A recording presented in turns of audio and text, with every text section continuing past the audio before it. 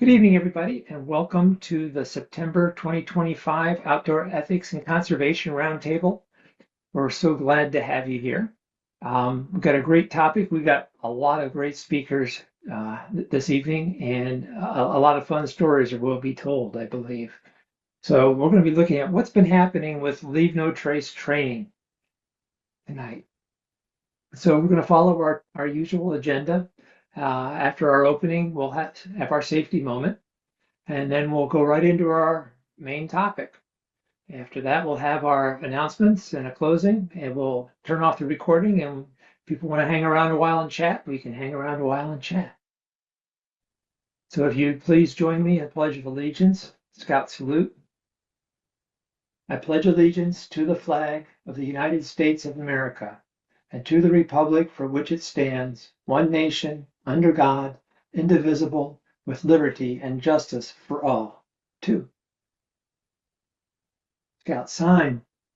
On my honor, I will do my best to do my duty to God and my country, and to obey the Scout law, to help other people at all times, to keep myself physically strong, mentally awake, and morally straight.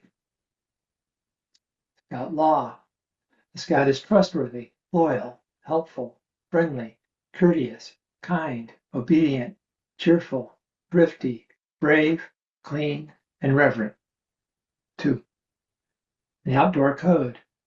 As an American, I will do my best to be clean in my outdoor manners, be careful with fire, be considerate of the outdoors, and be conservation minded. And with that, Michelle, can I turn over to you for our safety moment, please? Yep, so our safety moment today is on plan ahead and prepare, keeping our food safe. And want to talk a little bit about foodborne illnesses. I know a lot of us are coming out of camp, but as we get into the fall camp, and even more importantly, as we get into crossover time for those young scouts, we want to make sure that we're remembering about foodborne illnesses because we really don't want to have kids getting sick out on camp. It doesn't make it any fun for anyone. Next slide. So one of the things we can do is make sure that we are teaching our scouts to wash not only their hands, but wash vegetables and fruits, wash off any bags that had any of that stuff in it in case there was any raw meat in the cooler as well. Keep the cooler nice and clean, make sure that gets washed out. Separate the raw meat, the poultry and seafood away from the ready to eat foods like breads and vegetables. Make sure everything is cooked to the right temperature before serving. And be sure to refrigerate or keep on ice any of those things that need to be refrigerated, like milk and eggs and cheese. So foodborne illnesses peak during the summer months due to a variety of factors, including warmer temperatures, improper food handling. Keep your meals and your scouts safe while participating in hikes, campouts, and other outdoor activities with careful menu planning and by following the safe food handling practices. Remember the 3 C's to keep your food safe. Keep it cold, keep it clean, and cook it thoroughly. Next.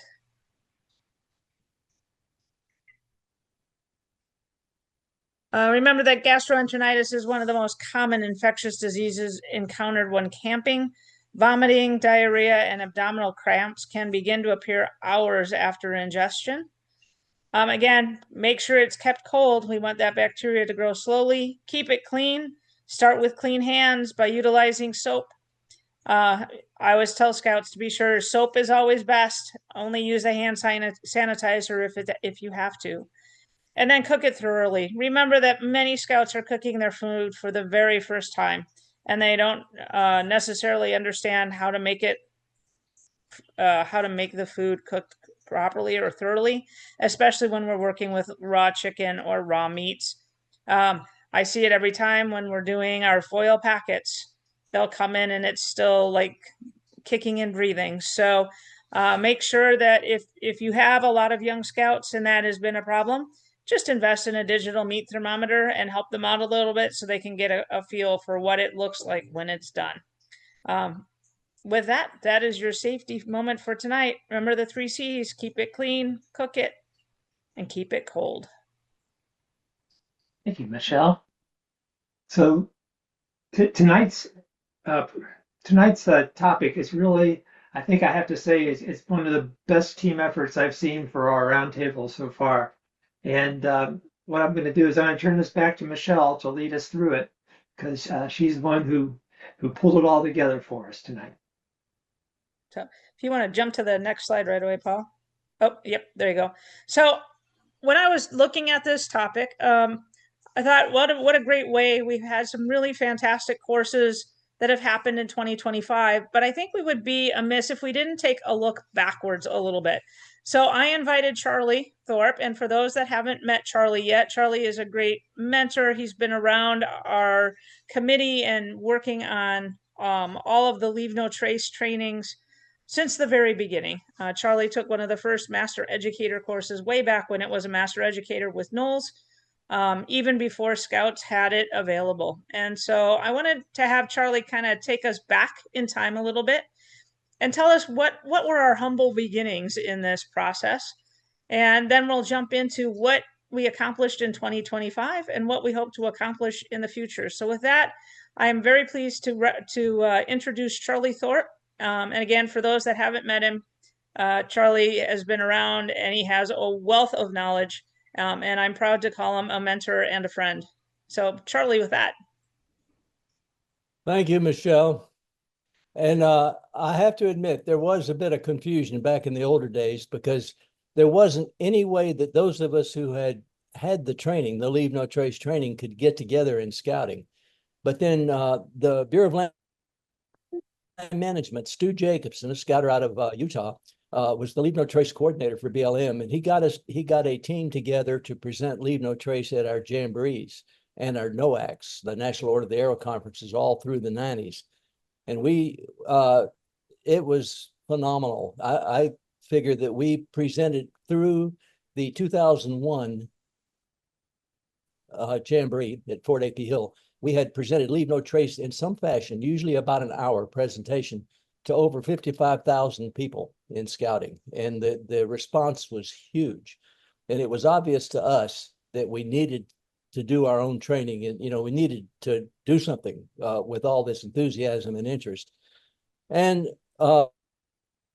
then Dave Bates, the National Director for Camping and Conservation at the time, recruited me to do a week-long training event at Philmont Training Center during the fall training schedule. It was they had just started that. This was in 1998. And my topic was Leave No Trace. And so we started out, and I started in 98, and then Dan Howells, who is in the center of the picture with all the string there, joined me in 99. And then until 2005, we did a series of really interesting Leave No Trace trainer courses, because we were both master educators or level 2 instructors, but we could not teach Leave No Trace. Teach the level 2 course because we were not under contract with the Leave No Trace Center. So we ran week-long trainer courses, which were huge fun because one, there were no kids in the backcountry, just us, and it was an awful lot of fun wandering around the beautiful Philmont. And then as we got 99, 2000, 2001, and each time we do this year after year, we decided that, we are going to be a Leave No Trace level 2 course provider at some point. So let's get ready. So we started making these week-long trainer courses look a lot more and more like master educator or level 2 courses. By 2005, they were very similar. As we were Knowles trained, both Dan and I, and we worked with some guys who had done their Leave No Trace training with the Appalachian Mountain Club. And so between the two, we figured, hey, we can have some fun with this thing. So these pictures here are the base camp or front country portion, and then the back country portion of our Leave No Trace, our week-long Leave No Trace trainer courses at Philmont. Next slide.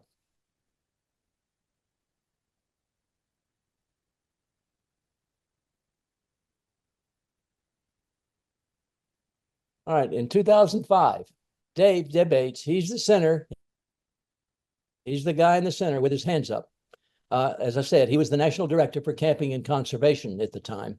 And he was a former Philmont program director. And so he loved Philmont. And he'd kind of been keeping an eye out for scouters who had training, had the level 2 training with scouting. And so he collected a group of us together because he had talked BSA into becoming a level 2 course provider, which meant we had to jump through a bunch of hoops, and not the least of which was going under contract with the Leave No Trace Center as to how we would conduct the week-long Leave No Trace courses. And so part of that deal of going under contract to be a level 2 provider was that the Leave No Trace Center would send instructors down to teach a lead instructor training course for BSA so we could get started on doing these level 2 courses. The people they sent down were Ben Lawhon was in charge. He was the education director. He's sitting in the chair with the orange eye shade. And then sitting on the ground with the, I don't know, lavender white shirt is Dara Hudek from AMC. She was the Leave No Trace coordinator for AMC. And they came down to teach us, this group of individuals here, their lead instructor course. And then, so we had a really fun course. And by the way, it was a week long. We were up in the backcountry in Philmont. And originally they were usually they teach a master's course and then just talk about it as they teach it. But everybody that Dave invited to attend this were already masters. Most of us were from Knowles. We'd had our level 2 training for Knowles, and a couple, I think Dave Rasmussen and maybe Ted Boblowski may have had their training with AMC, but all the rest of us were Knowles trained.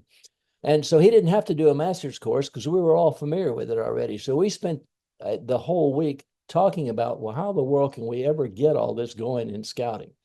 And you can see we covered a lot of weighty subjects. You can see from the way Dave's hands are going. Next slide.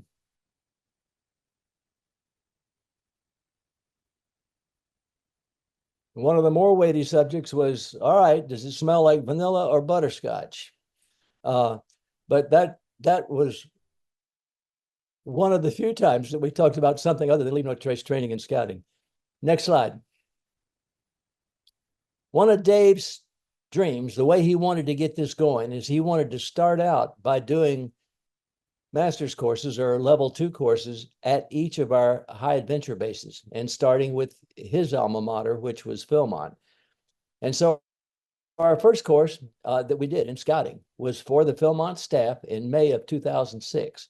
And as I was looking back through my pictures, I was kind of surprised to find out that's the only picture I've got of that entire course. And that really surprised me because I usually collect a number of pictures.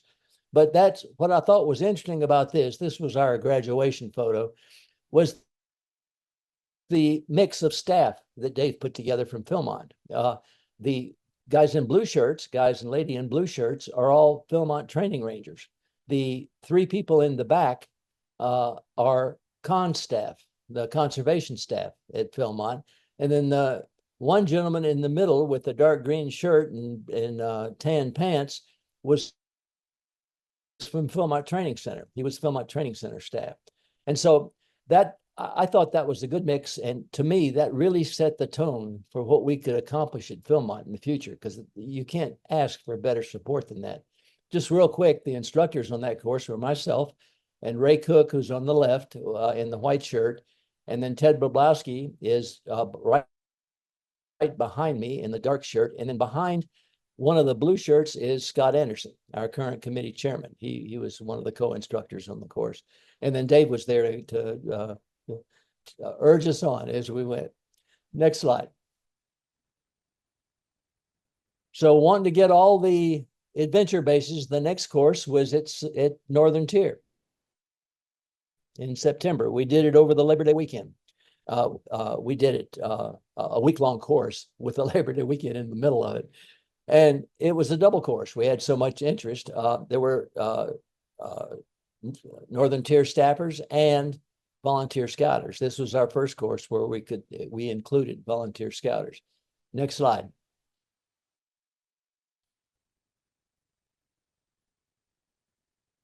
One of the courses, it was a trek course. They were the gung-ho group, the experienced paddlers and those who really wanted to get out and do some traveling.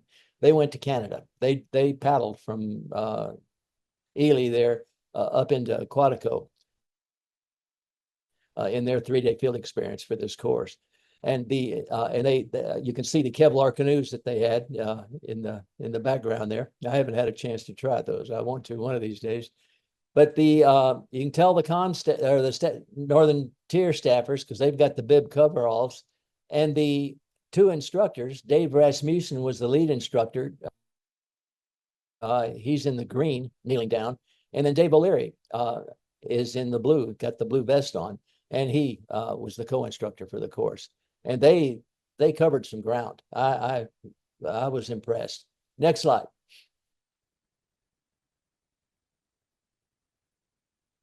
All right, we were working our way around. We wanted to find a way where we could reach a wider audience in scouting. Not everybody that goes to Northern Tier or who might want to go to Northern Tier is a super experienced paddler or a person who is athletically fit for a really adventuresome trek. And so we did this course at the same time. It ran in parallel. This was the first of our non-trek courses. And we had to get permission from the Leave No Trace Center because the field experience wasn't centered around a single trek, which was the way that the Leave No Trace Center was doing their courses at the time.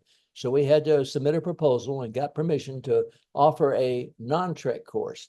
And we did this outside the Boundary Waters canoe area. We did it in developed area campgrounds around the lake near Ely.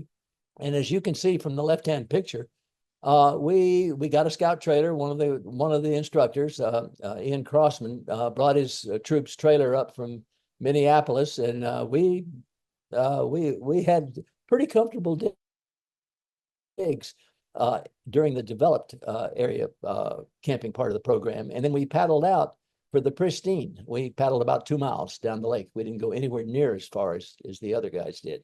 But interestingly, because of the way that they managed the boundary waters, we were actually able to get into a more pristine setting to cover the pristine skills associated with Leave No Trace than they could on the trail in the boundary waters, because they have to stick in designated campsites.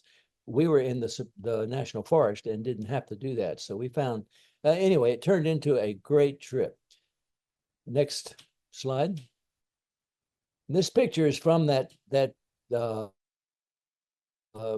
non-trek course. And the reason I threw this in here is this is one of my memories of Northern Tier that's going to stick with me for quite a while. This was the evening of our last night, of our night out in the pristine area, the wilderness area, or the completely wild area. And you notice the fog collecting on the water. It was turning cool.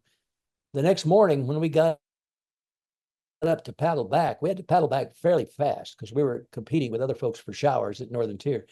So as we were paddling back, that fog was so dense, it hung down about 4 feet on the water. All we could see paddling that 2 miles were the heads of the taller peoples in the canoes. You had to sit up high in order to get your head above the fog so you could see. That one struck with me. Next slide. All right, then we loaded everything up in the cars and headed back to Philmont because we scheduled one about a week later at Philmont, and this time it was for a small amount of staff and volunteer scouters. And the base camp portion of the course was at that's one of the rooms at PTC. And then of course we had the backcountry. It was that time of the year. We had the complete Philmont backcountry to roam. That one turned out to be well. Again, it was a double course.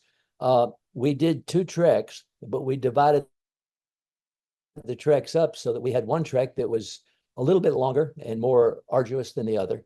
And then that way our people taking the course could self-select as to which one of the two field experiences they wanted to take part in. Next slide. And this, well, one of the things that's interesting to me about this course is that we were learning what worked well with scouting folks. And we're doing a lot of discussing during these courses with our participants as to, well, what do they really want to do with this training when they get back to their council? And so one of the things that we started doing at this course was adding a service project based on fixing the kind of impacts that we worry about and leave no trace. And so Philmont set us up with the tools and the location. It was out near the hunting lodge. And both of our crews met together there and put in quite a bit of work on, it was trail work, closing old trails and opening up new trails. And in the process, it really brought home some of the messaging that we were teaching about the kinds of impacts that we can cause, because it's not easy to fix them sometimes. Then in the center picture there, you see Mark Anderson, the current, at that time, was the program director of Philmont. And Mark is extremely supportive of how Leave No Trace can be used to help protect our scout properties, like Philmont, these wonderful places that we have to do outdoor scouting in. And so there, with this course, Mark started the tradition of finding a way at some point during the course to come out and speak with the class, the group, in the back country or in the front country, wherever he could do it with his schedule. He would come out and help the group understand how important he thought Leave No Trace was to both Philmont and to scouting in general. I thank a lot of Mark, and this was we've had some great discussions with him out in the backcountry on our Philmont courses. The other tradition we worked on was making a bit of a fuss about the graduation. In scouting, we do that quite often, and we found that worked out well for us. So Philmont turned us loose in the Villa Gardens, and we had a really nice graduation. It worked out very well for us. Next slide. And there were some lessons learned. This is one of the rangers that went with us, who was taking the course. And he learned, if you're going to do a presentation and you want people to pay attention to you, you better pay attention to what your background looks like. Because I guarantee there wasn't a whole lot of people watching him when they had that incredible view. We ran into the same trouble. I was helping Knowles on a course in the Grand Canyon, and one of the people in the Grand Canyon she set her presentation so that she had the entire Grand Canyon as the backdrop behind her. You make that mistake once usually. And this was this gentleman's time, but it was a nice presentation and a beautiful view. Next slide. All right, then to do the round of courses that Dave wanted to do to introduce these courses to scouting, we moved down to Sea Base in February, the next February. Now, Scott Anderson led this course. Donna Cunningham and I co-instructed.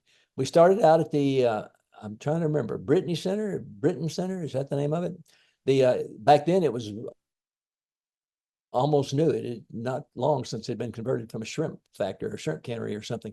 But they hosted us very nicely, and we did our base camp phase there. Then we paddled out to Big Munson Key, a completely undeveloped, well, almost undeveloped barrier key. The part that we used was completely undeveloped.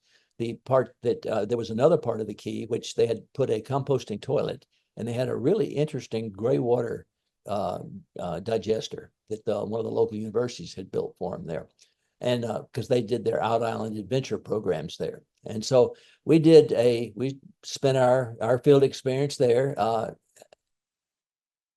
We had a great group and got sunburned. It was all in all, it was great fun. Next slide.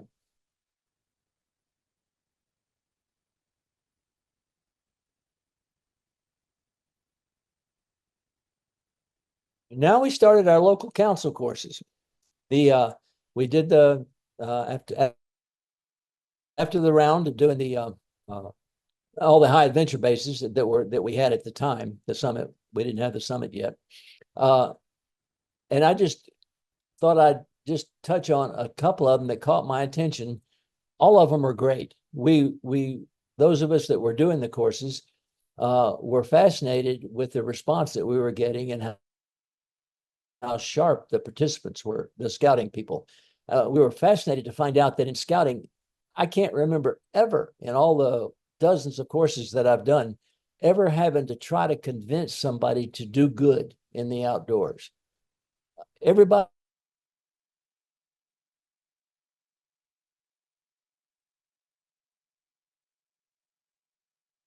well, how do you do it? And how do we know when we may be doing bad, especially in modern terms? And so once we started these council courses, it really was fascinating how well people responded to them.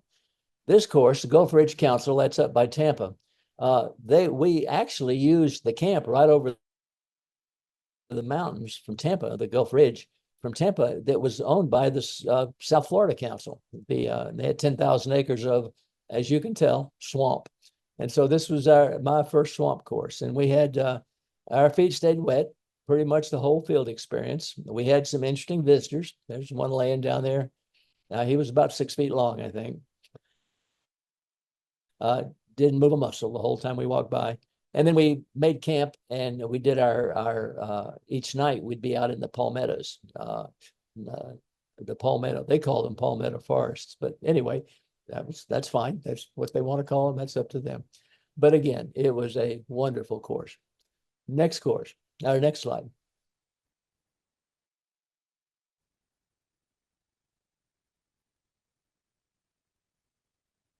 All right, then we were invited to come down to Puerto Rico. Jim Carroll and I. Jim speaks Spanish. He's a Knowles master and from El Paso, and has done a lot of work with, he's an engineer and working with the firms in Mexico, and spoke excellent Spanish. And so he and I taught a course for the Puerto Rico Council. And that, again, just like everywhere we went there, Camp Guadalataca was a really nice camp, very different from any of our camps that I've ever been in. The folks were, they were scouters, and they were just as concerned about their type of ecology that they have down there as we are in all of our scout camps everywhere else. The picture on the right, that's the first time I ever pitched my hammock. I always hammock camp in a bamboo grove. That was like, the bamboo was like, I don't know, 30 or 40 feet tall. It was really tall, but it was kind of spindly. So I'd have to gather the bamboo trunks together to tie. So I tied 4 or 5 of them and then run outriggers out to others just to keep it stable. But it worked well. They did, this was a non-trek course. We based it out of the camp. And so we wanted to do it as much as possible with the way that their units actually use the outdoors. And they do a lot of camp crafts. So we wanted to go into how we can do things like, building structures with bamboo and all that, and still be as sensitive to the ecology as we can. So we did a lot of that. The graduation was in their dining hall. You can see, I don't know if you can tell, it's kind of dark. And the reason it's dark is because it's raining so hard that it knocked the windshield wipers off the rental car that we had. I mean, that's as heavy a rain as I've ever been in. And it does that fairly frequently down there. But again, another wonderful scouting course. Next. Went up to Alaska. This was for the Midnight Sun Council, hence the picture in the middle. And that's not quite midnight because they're below the Arctic Circle. I'm guessing that was probably about 10 o'clock at night. The sun dipped down to where only about half the sun stuck up above the horizon at midnight. We started out, it was a paddling course, and we started out on the Clearwater River. That's in the upper left-hand corner, and then paddled down the Clearwater, and then moved over to finally the Clearwater empties into the Tanana River, which is a glacial fed river. And if any of y'all have been to Alaska, glacial fed means glacial silt. That means all of a sudden you go from water that you can actually see through to water that you can't see an eighth of an inch into. It's not mud, it's glacial silt. And that's a glacial silt bank that we were camping on there, just a huge bank. And it doesn't act like mud. It's basically little shavings of silica that the glaciers have scraped off the ground from way back when. But it made an interesting challenge for a hammock camper. So I had to do a little bit of creative engineering with that pile of driftwood to get me a place to do my spend the night. Great course. Again, I mean, here we are, been from Puerto Rico to Hawaii to Philmont to Alaska. Scouters are scouters. Everybody I met that cared, they cared. The only issue is how the world can we get the information out to them to help them care in a way that actually makes sense and does some good for the outdoors. Next slide. And Aloha Council. That's Camp Pupukea up on the top. And that was very nice course. This was a single course. We did a non-trek course up there. Pupukea is up on a ridge on the island of Hawaii. I mean, the island of Oahu. And while we were getting set up, the camp ranger says, "Charlie, come on, I want to show you something." And we got in an ATV, and he took me off on a trail. And I'm not sure, we may have gotten off camp scout property. I'm not sure what they owned. But we got into an area where there were a bunch of fortifications from the World War II. There were dugouts and old trenches and places where I guess the home guard, where they were worried about perhaps a Japanese invasion there. And this was a view from there. They're just looking down. So even though the camp didn't have this kind of view, it was just a short ATV ride from the camp. So looking back, all in all, I didn't even ask Paul and Michelle how much time. I wanted to throw in courses, the pictures from the courses. We got to do some courses for Taiwan, for the Scouts of China, and for Japan and Singapore, and scouting folks there, and Australia. They were absolutely as interested in Leave No Trace as we are here in the States.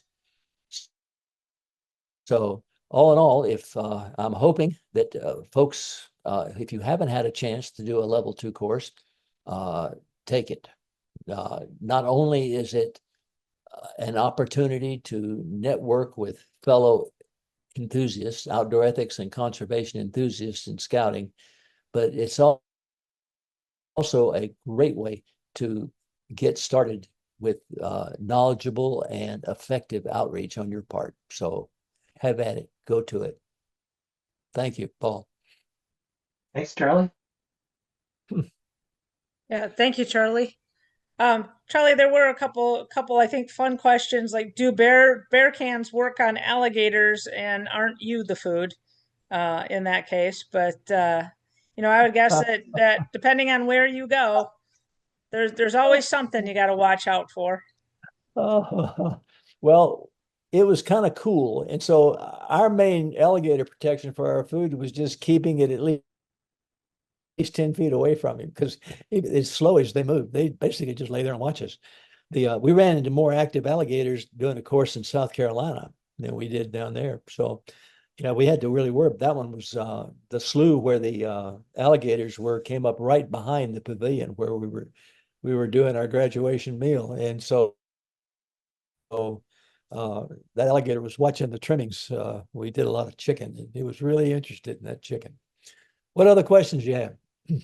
That was about it. So we'll, like I said, I think some of it was a little bit of tongue in cheek because how to deal with that. So, well, now that we've had our where did we start? Let's take a look at where we got to this year. So our first course was Philmont staff training in May of 2025. Gary Groven was the lead instructor out there. He was unable to join us tonight, but he did send me just a couple of things to highlight. He said it was a strange feeling on the second day when one of the ranger staff mentioned that they were probably the only people in the backcountry at May yet. Everything hadn't quite started yet. So he said it was a really fun course, loves being at Philmont. Next slide. I said it was just great to be in Philmont again, and just for fun, there was the bear print with Gary's hand to show you just the difference in the size. And you can't see it real well in the picture, but if you follow from the toes and the pad print, you can actually follow back, and you can see the curvature of the bear's foot there. So, and then of course the tooth of time in the background. So for Gary, it was a great chance to be back in Philmont, teaching rangers, getting them ready for the season, and it was a great course for him. Next. Course that just finished up here in August, Cascade Pacific in Oregon. I'm not going to talk about this one too much. I'm going to invite our course coordinator who is on tonight, Terry Jackson, is going to take us through some of the pictures and talk about the course and the Cascade Pacific at Camp Pioneer in the wilderness. That is Mount Jefferson in the background. Terry. Yeah, thank you. I feel kind of like I'm approaching Mount Olympus and I'm speaking to the gods tonight. So I really thank you all for the opportunity to be here. Yeah, I was the coordinator for our course here in the Cascade Pacific Council that we had in August. It was at beautiful Camp Pioneer, which is in the Jefferson Wilderness in the Cascades. I think there's a photo of what our night skies looked like, nice and clear and dark. And again, Mount Jefferson there in the background. You can go ahead and advance to the next slide. So we were a unique course in the sense that we kind of piggybacked with AeroCorps, which I'm sure a lot of you are familiar with, but our Order of the Arrow was working with land use managers out in our area to do some work out in the Jefferson Wilderness. And there were over 80 youth there, and then probably, I don't know what the exact adult count was, but probably 20 to 30, I'm guessing, adult volunteers that were with them too. And so this allowed us to, it facilitated our ability to have a course, frankly, because we could piggyback off of the meals that were already being prepared in the cafeteria, including some of our outbound food. It allowed us to piggyback off an already okayed facility as well as insurance. So that was kind of nice. And best part was actually we were interacting with some of the youth. So Michelle and Dave Miller and one of the co-instructors, Daryl Crossman, who's our council outdoor ethics advocate, were all there early. And so we got to conduct an awareness course for the youth and adult volunteers that were there, and gave them as part of that some hands-on activity and discussion that we kind of cherry picked as things that would be most useful for them out in the wilderness. So you can see some practice digging cat holes there. I was leading a discussion on leaving what you find. And then there was also, Dave was instructing on remembering the proper procedure in hanging a bear bag, because there were a couple of outbound groups and then several that were going in and out for the individual days that they were there. So this was really cool. This is something that we could do before our actual course started that really allowed us to broaden our horizons, that had a side benefit in addition to having a level 2 course, was getting to spread the gospel to another group that was there. And in fact, I think they liked it so much, as far as they're concerned, I think that AeroCorps coordinator would have us show up and maybe conduct a level 2 course next year so that we could get that benefit for them too. Next slide. So we were a non-track course. This is some shots of us heading out to do one of our 2 hikes that we conducted, to still give the participants a chance to put some of what they learned into practice, and also start having some of those discussions about those times when we're answering it depends to the question about what do we do in certain situations. How do we make the right ethical choices out there when a black or white answer isn't necessarily clear. It also gave about half of our participants the ability to do their presentations out on the trail, which was kind of cool too. And let's see, I think let's go ahead to the next slide. So there's us making some introductions during our in-camp part. There in the upper right corner is where we sent them out into the scrub to do their 200 feet, excuse me, cat hole digging authorizations. So that was fun and required a forestry tape to get down the hill where they chose to go. So that was good. Let's see. Let's go to the next slide. And this was us kind of out on the trail. And it's a good reminder to me that I think something that all of you that have done, whether you've attended or helped with a level 2 course, it just is a reminder to me about how the outdoor ethics family gets bigger every time we have a course. And so one of our participants is the one taking the selfie. I'm in the mid ground, and then Dave Miller's in the rear. And I learned stuff at this course. I mean, I've been around for a little while, not as long as some of you, but I still learned stuff. Dave learned how to use my plant app, which he thought was cool. And I learned why pecan squirrel gravy tastes better than normal squirrel gravy. So the family gets bigger, and we learn every time that we have the opportunity to participate in these courses too. We learn from the participants, we learn from our co-instructors. It's just a good thing. Let's see, one more slide, I think, to go if you want to hit that. And this is our graduating class and the instructors. And this is my reminder too, that we had a pretty far reach in this course. So we had a Cub Scouter. We had several troop scouters. We had crew scouters. We had council person there. And one of the guys there in the foreground, Dustin, who has his OA sash on, the young man there, he is starting a trek program at one of our neighboring council camps. And his plan is to make sure that every person that's staffing at that camp has Leave No Trace level 1 training. So, by him attending this course, he's got some pretty broad-reaching plans, and that's just one person's goals for coming out of this course. So, we hopefully will have an exponential input, I think, into several different organizations. So, that's it from me. Yep. One of our participants is here tonight. Heather was going to just step in and just say a few words about being a participant. She was actually one of our Cub Scout, or is more involved in our Cub Scouting program, but came to the level 2 course from Washington, and I think had a really great time. I'm hoping so. But I'm going to invite Heather to go ahead and say a few words about being a participant at this course. It was a lot of fun. It was worth driving down at like 4:30 a.m. To get there on time. The scenery was beautiful. The instructors, of course, were amazing. And it was a lot of fun just getting more networking with people too, because everyone else was from a different council. We've been having an issue getting our level 1 courses going this last year. And so I came back, we didn't have any we have some people that are level 2, but they're not currently involved, and haven't responded to us reaching out for our council. But so we've got a level 1 course coming up next month. And we've got 5 so far signed up for that. So we're at our minimum. Yay.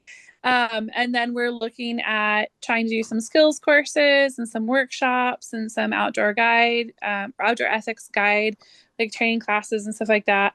I've already started passing along my knowledge of the Leave No Trace, the fact that we now have to re-register and not doing the authority of the resource, and stuff like that. So it's been really fun.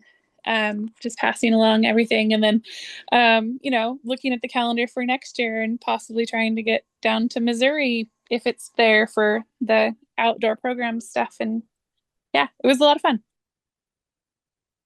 Thank you, Heather. Thank you, Terry. So again, you can see the family keeps growing, like Charlie said. Every time we do this, we expand and we get new experiences. Our next course, Paul. Oh, I'm sorry. There's one other thing. One of the things that we ended with in Cascade Pacific, Dave Miller. If you haven't met him, Dave is a journal writer, poet, and so each night Dave would share one of his stories with us, sitting around our non-campfire campfire because there's a burn ban in Oregon, so we didn't actually have any fires. But this is when I asked him if I could share it, and he said, yeah, go ahead. Said, practice, leave no trace, make us proud, stay with your group and not so loud, keep wildlife wild and leave them be so they're not hurt while roaming free.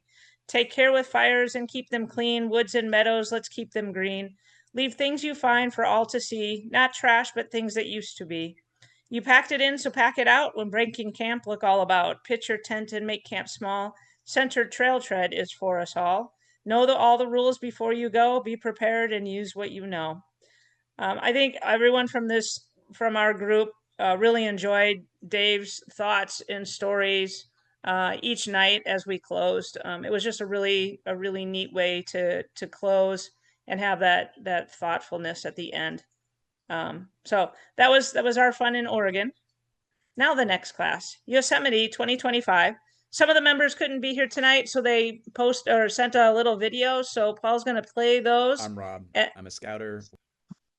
Sorry, Oh, I jumped the gun. It's okay. Paul's going to play those, and then we'll get a couple of instructors from Yosemite to talk. I'm Rob. I'm a scouter with Golden Empire Council in Northern California. When I saw that a Leave No Trace Level 2 instructor course was being held practically in my backyard in the Greater Yosemite Council, I signed up right away. I've always followed the principles of Leave No Trace, but I wanted to understand them more deeply and learn how to teach them in a way that really connects. This course changed how I see the outdoors. It's not just about leaving trash behind, it's about protecting and improving the places we visit. The instructors on this course were awesome. Some were local and shared real-world experience in the regions we were familiar with. One instructor was a national instructor who brought in the latest science and updates from Leave No Trace, which gave us a much broader world experience. Now, when I'm out with scouts, I can see every trail, every fire ring, every campsite as a chance to teach respect, responsibility, and pride in caring for the wild. And since Level 2 qualifies me to train other instructors, I get to help out more adults step into that role. That is how we keep this ethic alive, by giving more people the skills and confidence to lead.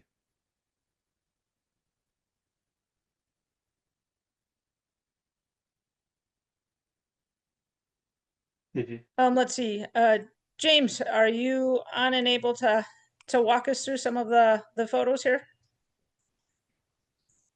James, don't. Just a cover slide I had put together. This is kind of Camp McConnell's in the Central Valley. We've had a very cool summer for California, except on this course. And then it decided to go like 105. So we had to pivot and adjust as needed. Well, right adjacent to the Merced River. Next slide. So originally we put this together, it was going to be a track and a non-track course, two different courses, but we tried to be ambitious, but we didn't get enough people. So it defaulted to a track, but we were going to go up in the immigrant wilderness for the track section. Next one. Okay, there was a video here. Do you want me to play that or? Yeah, go ahead, Paul. Hey there. I just wanted to give a quick shout out to the Greater Yosemite Council trainers and Paula Church. We had a great Leave No Trace Level 2 instructor course. The pacing and activities were just right, and we had a wonderful group of trainers and participants. If you're on the fence about attending a level 2 instructor course, may I encourage you to do so. You go into much greater depth on the materials than you can during the level 1 course, and you also get opportunities to practice your presentation and instructor skills. Thank you so much, Marianne, James, Tony, and Paula Church. It was time well spent. There's another video. Hi, I'm Kathleen Eve. I'm from the Greater Yosemite Council, and I just spent a week learning Leave No Trace as a level 2 instructor. I was invited by some friends. I really enjoyed the week. Tonight, I was able to go to a court of honor in Tracy and present the option of one of their scouts becoming an outdoor ethics guide. That was really exciting to share already so quickly after the course. I would highly recommend people also becoming instructors, either level 1 or level 2, and I look forward to seeing how this fits into scouting. This is just where the trek was going to be. Next slide. Some of the stuff we went over, comparing the different parts of Leave No Trace you can find in the oath and law. And next one. Game we were playing when it was blazing hot outside, so we decided to go inside for the game. This just some of the participants. Marianne with the mask on. Next one. This is our class. We had 4 instructors overall and 7 participants. Next one. And this is some other master to level 2 educators we have in our council or an adjacent council that we've kind of gotten a friendship with. Next one. That's just a cover slide. Thank you. Thanks, James. So coming up, obviously we don't have any pictures yet because it hasn't happened. But Summit October 2025, there will be a course from October 19th to 24th. And here's Scouting America is actively recruiting scouting volunteers everywhere to become Leave No Trace instructors. The Leave No Trace Level 2 instructor course provides participants with an in-depth understanding of the impacts associated with Scouting's outdoor programs and prepares them to become the best possible teachers of Leave No Trace. So Summit Bechtel has jumped on board and has had ambitious 2 courses scheduled for 2026. So if you are on the fence and thinking, gosh, I really would love to be part of that. The pictures I've seen look like a ton of fun. And it is, by the way, a ton of fun. Or if you know somebody who's on the fence, let us know and we can help get you some information to get them into a level 2 course. May 16th to 22nd, 2026 for Summit. And then again, October 18th to 24th for Summit. We're looking at those 2 courses. Next slide. Also coming up in 2026, Northern Tier has set their dates for August 9th to 14th. Philmont, September 25th to 30th. Again, those 2 summit courses, and Sea-Base is to be determined. We're working on trying to get one in Sea-Base in 2026 as well. I can tell you the one in Sea-Base, I'm hoping to have a little bit more of a coastline focus on it. So near shore, onshore, and marine sanctuary. So if you're into Sea Scouts or have a group that likes to be out on the water, that might be the course for you. Okay. We have a challenge for, it's a scavenger hunt. So 2 of our level 2 instructors have been, since they've been our new instructors, since they've been out and about in the community, they've been looking for where Leave No Trace is around the community. And Heather spotted this one at their library system. Something that I saw that was really cool in our local community library is state park adventure bags. Any library patron can check them out.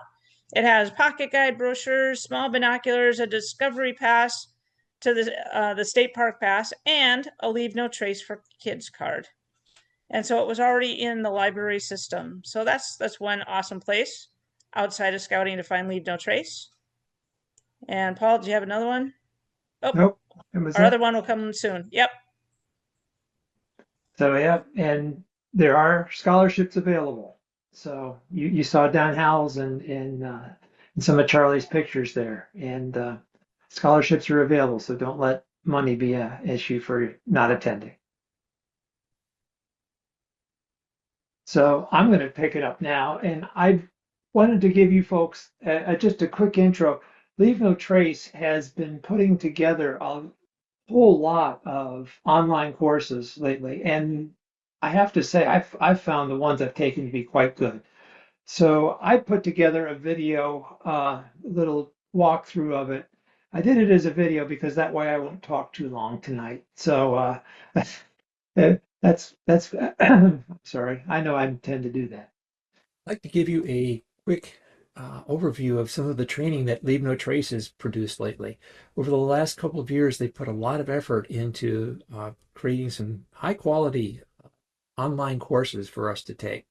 So the way you find them is you go to Learn, Online Courses, and there you go. So here's the page, and so here's where you'll find your recertification for level 1 or level 2 instructors. Here's some of the new courses that they've just most recently put out. And then you go to all courses. There's the 101 course, which was, I believe, the first one they did. There's a backcountry course, effective communication course, stock use, youth educator specialization, all kinds of good stuff out here. Couple that I've taken are the, besides the recertification class, I've taken the effective communication class and the youth educator specialization, and they were both great, as was the 101 course.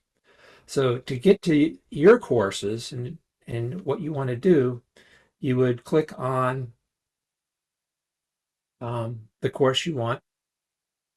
And so let's say you wanted to do the backcountry course. And then you would click enroll and it would take you there. One thing you're going to need to do first, though, is sign in.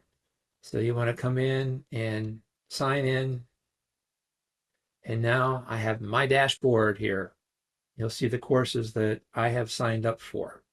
Some of the courses, if we go back here, you'll see, say, request access. So when you click on those courses, if you're interested, you send an email to training@lnt.org. Tell them who you are and why you want to take the course, and they'll email you back with a link to take the course. And once you've done that, it'll be in your on your dashboard, like here we go, dashboard.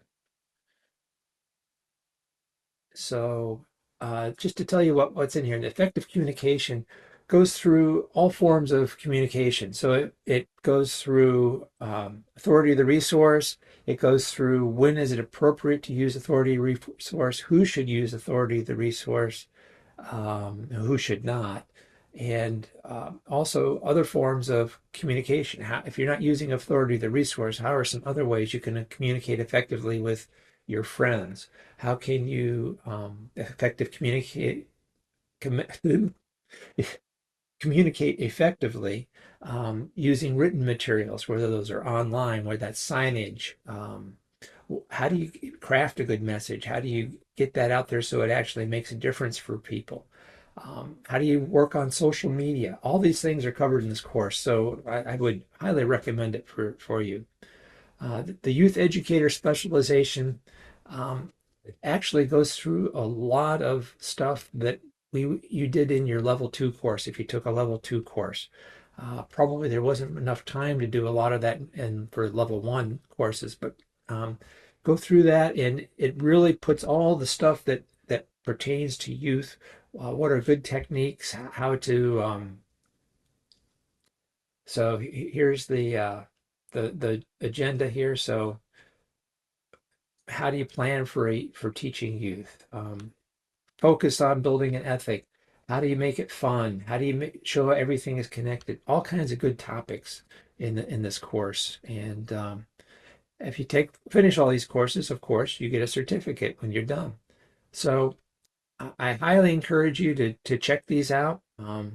They're all free except for the recertification courses, of course. And a couple of them that you do need to ask for access to, but they are designed for people who are level 1 and level 2 instructors. And I think the center is just trying to keep track of who's accessing what. So with that, I'm going to go back to the roundtable. All right, thanks. So see, that kept me on topic. I didn't go off and wander. So now it's time to move into the announcements here. Scouting for Clean Waterways. Don't forget that program is still ongoing and it's not frozen yet. So it's a great activity to get youth outdoors.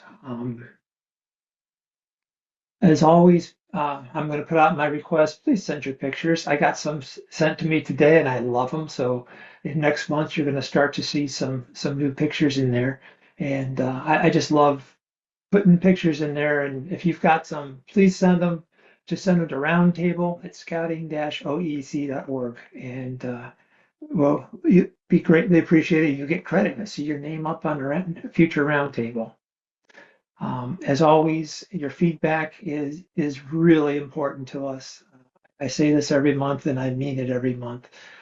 We want these to be valuable to you, and the way we can do that is you tell us what you need so we can take care of that for you. Finally, I'd like to move, and instead of doing my Leopold moment this month, I've asked Michelle to come in and give you a different kind of thought challenge here. So Michelle? Yep. So as I showed, Heather found that one at the library. Jennifer from Oregon found this one, and this was great because this is something that Scouts found as well. They were out on a camp out. So here is our fall challenge. While you're out and about, in whether it's a state park, a national forest, BLM land, whatever, your local parks, you're going on a leave no trace scavenger hunt. Find and take pictures of places you find leave no trace references while on a trek, a camp out, or at an event. I said one that Heather found earlier at the library, and this one was found on a camp out on the Willamette River. So Jennifer and her group recently went out on a canoe camp out, and they were happy to report that in many places the Willamette River was quite clear, but happier to report finding leave no trace tags at one of the campsites. So at this particular campsite, at the board where you have your little campsite things, they have a little container that you open up, or a lid that you open up, and inside is a journal. They want you to tell them about your time on the river, and inside there were both the fishing and the river corridors leave no trace card. And notice they put 2 of them, one for front and back of each one. And Jennifer was so excited to find this on the camp out, and the kids thought it was fantastic because of course now she's a new level 2 instructor. And so they had all kinds of things to add to the little notebook and take a look at the cards. So I challenge all of you, as you go out and about, see where you can find leave no trace references on your next camp out this fall. Thanks. And I would extend that a little bit and say, let us know about it too, so we can share those ideas with other people, because if it's important to you and it worked for you, it'll work for other people. Let's share some of those ideas and get leave no trace spread out. Yeah. So with that, move on. And just as always, a recording will be posted of this roundtable in several days. So it takes a few of us to do it, and it'll take us a few days to get it done, but we'll get it up there. And you can check out all our past roundtables at the same website. So I encourage you to do that. Next month will be, our topic will be camping near, outdoor activities near water. So it's a Sea Scout kind of focus, but it's not just Sea Scouts. It's about all of us who are going to be enjoying the outdoors near water. Pastor Scott Johnson's been doing a lot of work on this lately. He's got some great new documentation he'll share with us and talk to us about leave no trace near water. So with that, I believe we're done for this month. Thank you so much for coming, and I look forward to seeing you all next month. And I would like to extend a thank you to Charlie and to the Yosemite group and the Oregon group and the Philmont group for helping me put all of this together to give us a good where we've been, where we were this year, and where we're going in the future. So thank you very much to all of my presenters. Yes, absolutely. Thank you so much. And I loved the different perspectives you got from, the people who've been around for a while and the people who are new to it and how it all fits together and we are a family. So thank you, everybody. See you next month.